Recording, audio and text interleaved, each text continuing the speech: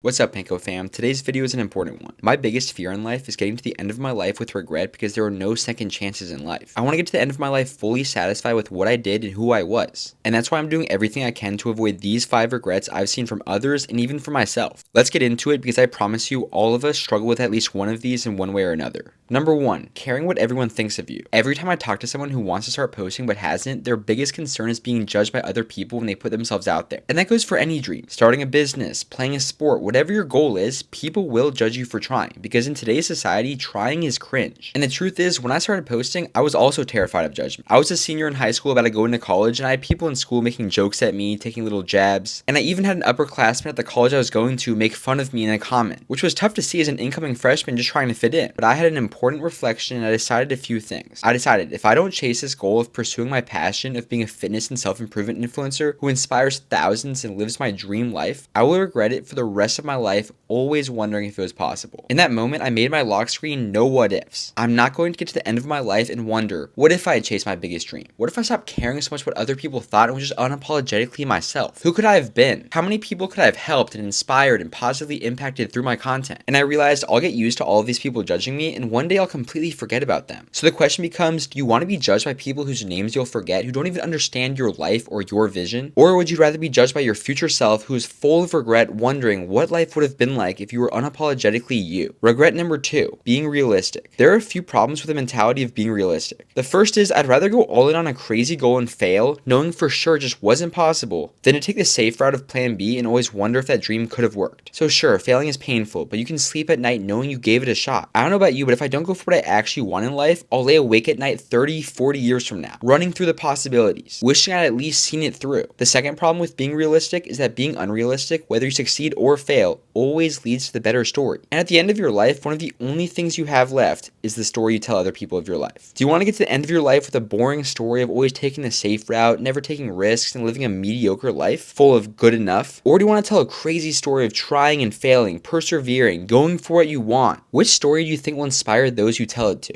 And the third problem is, no one knows what's actually realistic. It's always unrealistic until someone does it. People have told me my dreams are unrealistic and I've done it. Anyone who's ever done anything great in life has been told whatever they're dreaming of is unrealistic. In fact, I would argue if people aren't telling you your goals are unrealistic, you're not dreaming big enough. They should be unrealistic to the average person. And if you fail, you have a good story and you'll still be 10 times further than you would have been if you'd just taken that realistic route. Regret number 3, not prioritizing your health while you're still healthy. For most people, health is not a concern until it's their only concern in life. Health isn't on your mind until it's the only thing on your mind. So for most of your life, you can easily get away with not exercising, skipping sleep, not caring about your diet until it's too late. Prioritize your exercise, sleep, and nutrition. It improves both the length of your life and the quality of your life. It means more years in the future, but it also means better enjoying the present because you have more energy, a better mood, more mental clarity, and so on. And this may sound trivial or vain, but every man should know what it's like to build their dream physique, to look in the mirror shredded, knowing you built that, proud of your work, a constant display of your discipline, what you are capable of. Because if you go your whole life out of shape, you'll always wonder what it would have been like to be in your best shape. You'll wonder how you could have felt, looked, how strong you could have been, what you could have done. Make time to be your best self and focus on your health more than what's necessary while you're in your prime. Because it may not make a huge difference now, but 50 years from now, you're going to be so glad you did. Regret number 4, placing your goals over your loved ones. I know we talk a lot about going all in, working hard, and chasing your dreams, and I absolutely stand by all of that. But so many people forget about what actually matters most in life. What's the point of getting to the top if you get there by yourself, at the cost of your relationships and loved ones? But what do I mean by this? I don't mean if your mom says no to chasing that dream because it's unrealistic, you should listen to her. No, chase that dream. It's your life. I don't mean let people walk all over you.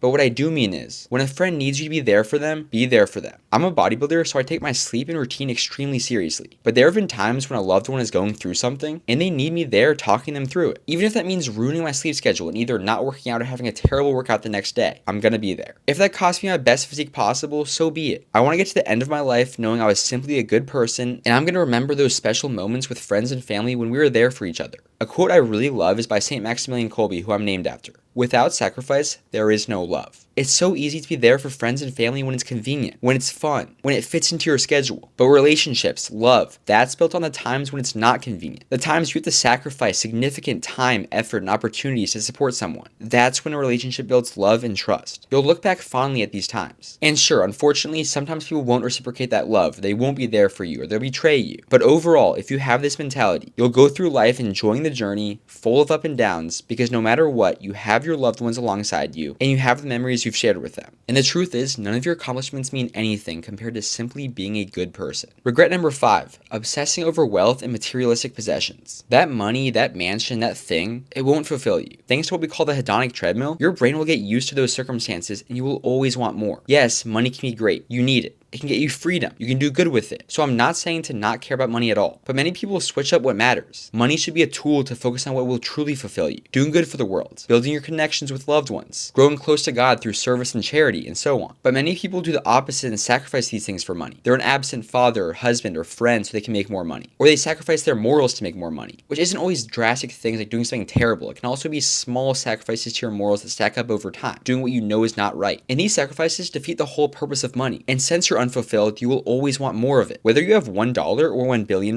what matters in life stays the same. Your soul, your purpose, your love, what you do for others. Make as much money as you can without sacrificing what actually matters. And in the end, I leave you with 3 points that are very important to me. Number 1, you will regret what you don't do more than what you do. So put yourself out there, chase that dream, do that thing. Number 2, regrets don't have to be forever. If you have regret now, learn from it. Accept that regret simply means you've learned, grown, and know better now. You're wiser than your past self who made that mistake. And apply the lesson of this regret to your life, knowing you never want to feel that pain again. In this way, regret can be a beautiful, powerful thing if you use it to change your life. And number 3, everything is a win when the goal is to experience. You should care way less about avoiding failure and care more about celebrating failure as adding to your story. Thanks for watching, God bless, and I love you all.